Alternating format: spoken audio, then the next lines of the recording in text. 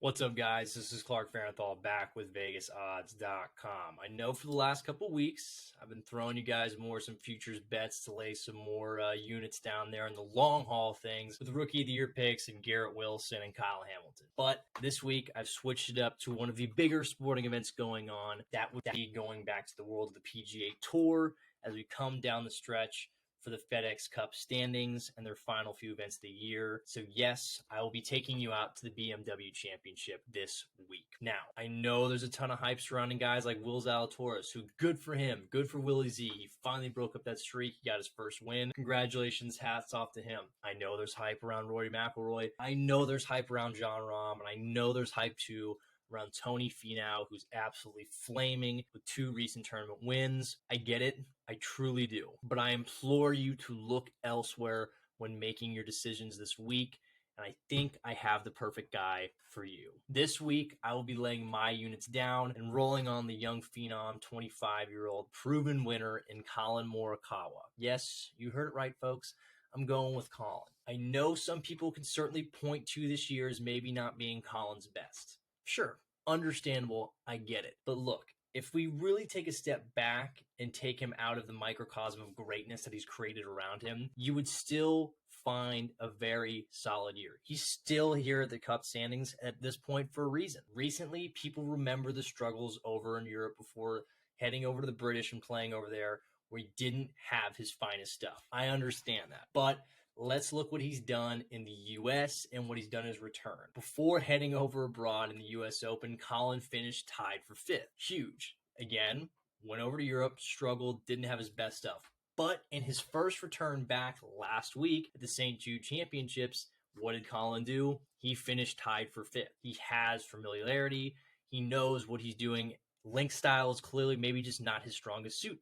At least it's not this season. What else do I like about Collin outside of the top 5 finish last week and some improvements there that I saw? I would also like to remind people that last week he had the 2nd most birdies in that tournament, only behind, I believe, Lucas Glover. That's huge for a guy who's had issues with the flat stick, and it's not like they weren't there. Collin could have finished a lot higher and even maybe been a chance for a playoff himself if he could have netted some easy 3 and 6 footers that he missed. But again, if you're worried about the putting struggles, keep in mind on the weekend of the last week's tournament that Collin only had 2 bogeys on the weekend. That's big. That shows improvement. Also, what I really like about Collin's game itself would be where he excels most, and that is from the short and the approach game that he has. In and on tour this year, Collin Morikawa ranks 3rd in strokes gained on approach shots. That's massive. It sort of negates the issues in some ways that he's had with the putter. He can draw them in close. He can make it so these putts are more makeable and not longer 20-foot birdie looks that some guys may oftentimes look for because they struggle at getting into the green. As well, to go along with that, Collin's 30th in the tour this year off the tee. Again, something that's a really respectable number. Also, what I really, really like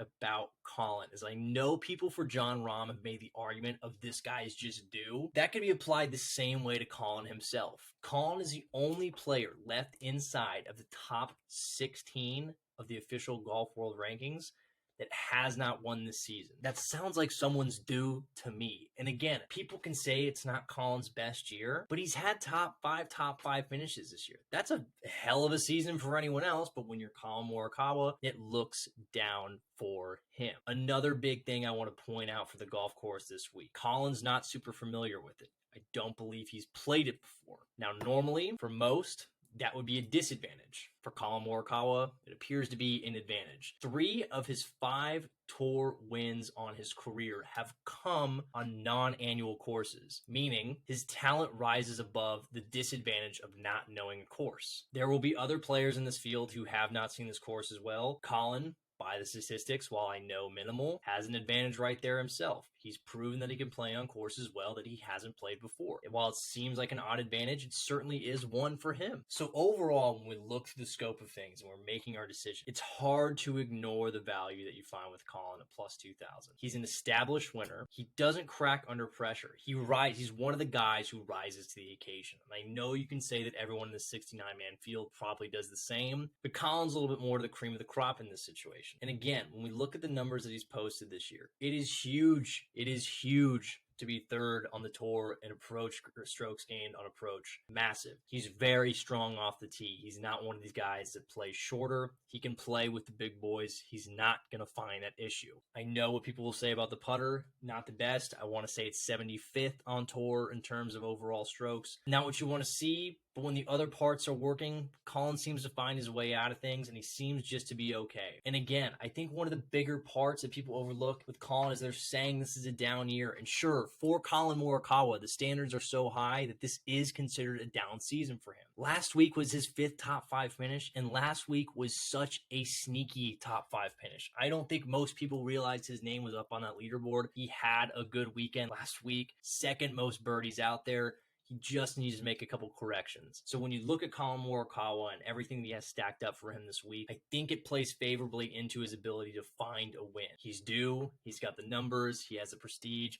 And he played well recently, and especially in his last 2 tournaments here in the U.S. A plus 200, 11th best odds on the board overall. Go ahead and sprinkle some units there on Collin Morikawa. I really like that quite a bit, and I think you'll enjoy it too. So for VegasOdds.com, I'm Clark Fahrenthold. Hopefully when you see me again, we'll all be celebrating a win.